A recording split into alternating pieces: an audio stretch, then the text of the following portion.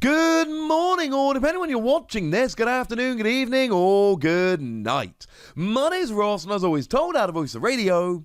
So today, I thought it might be a little bit of fun to go and have a look at the full art and rainbow rare supporter cards and see which ones really are the most valuable.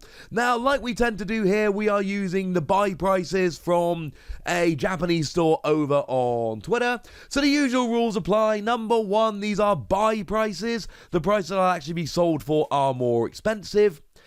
And number two, Japanese singles tend to be a little bit cheaper. As a standard thing, that is not always the case, mind you. Sometimes we do find that actually they're a little bit more expensive. But we use Japan because they've had the cards out for a longer period of time. Some of these are just come out in Vivid Voltage, and that is not, and to be fair, it's not even legal for tournament play yet, which is not a good time to try and deduce the actual value of cards.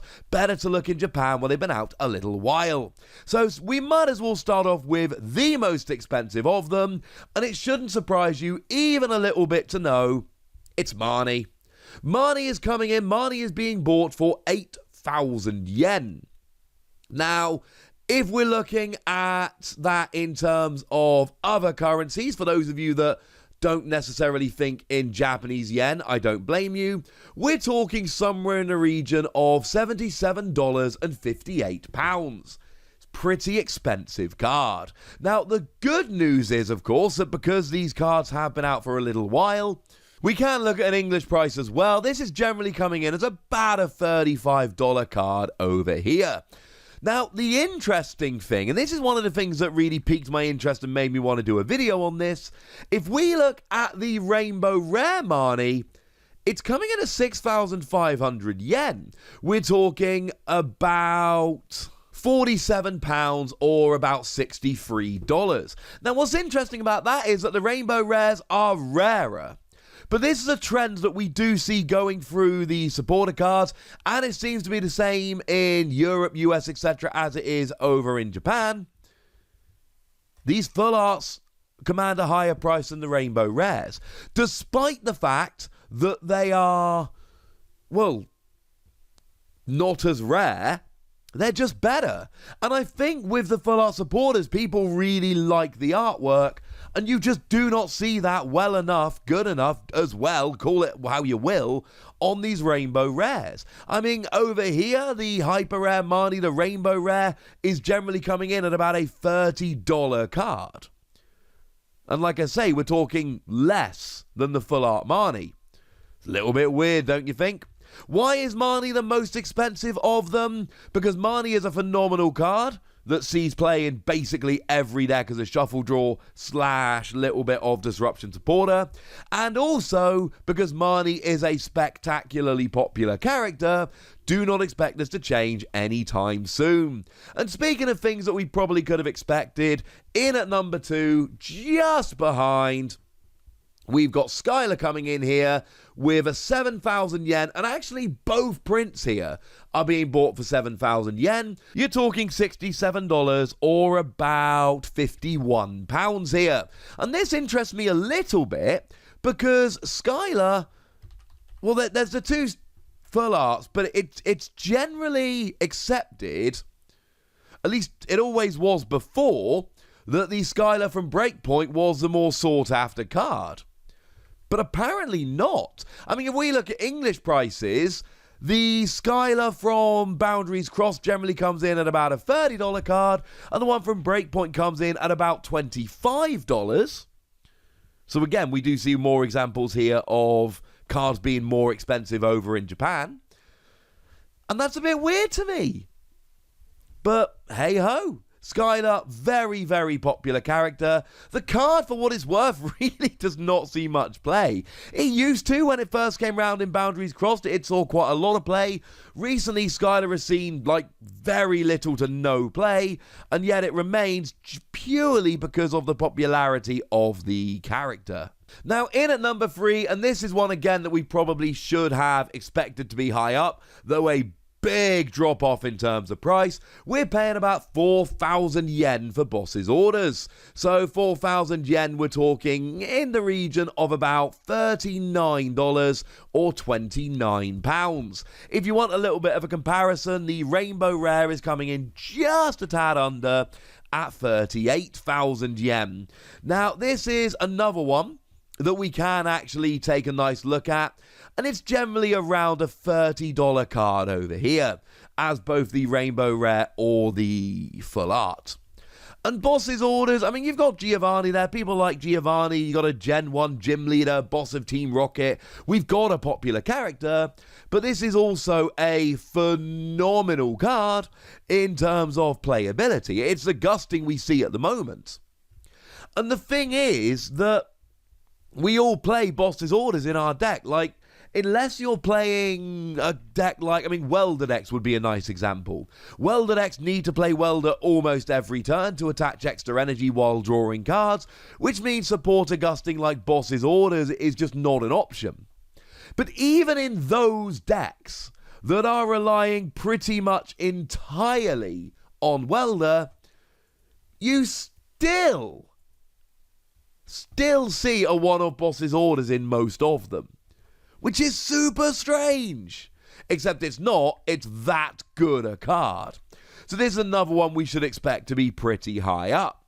Now, at this stage you might be thinking, well, come on Wassy, with the exception of Skylar, you've basically shown me really popular, well-played cards. Of course they're going to be quite expensive. Okay.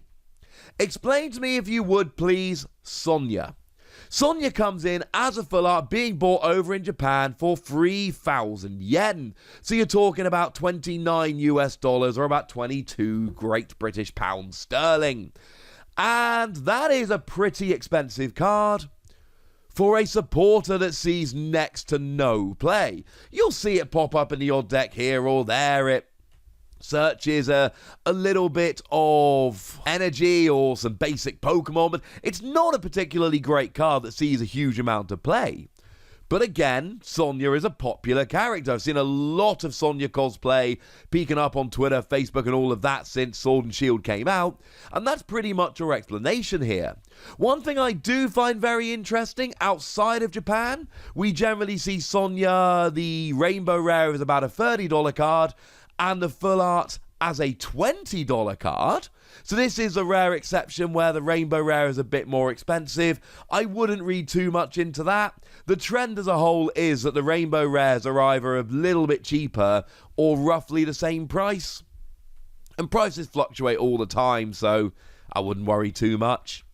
We can also take a look at Pokémon Center Lady. Now, Pokémon Center Lady, the Full Art here, coming in at 2,000 yen. So you're talking $19 or £15. And this, again, you know, you've got healing, you've got resolving special conditions or healing them, but it's really not exactly a widely played card. It's a one or two of in a few decks here and there, but it's really not that widely played a card. And yet somehow it ends up being quite expensive. Is it the artwork?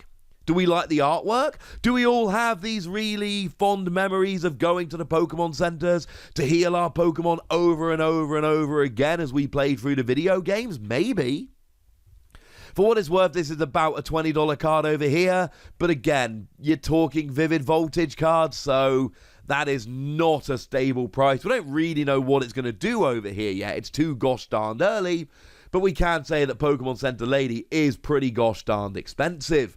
There is, as far as I am aware, and correct me in the comment section if I'm missing something here, there is no Rainbow Rare counterpart to this, so there is no comparison we can make. And then we can pretty much finish off here looking at Professor's research. From what I told you earlier about Marnie and Boss's Orders, we would expect Professor's research to be a very expensive card. Discard your hand, draw 7 cards.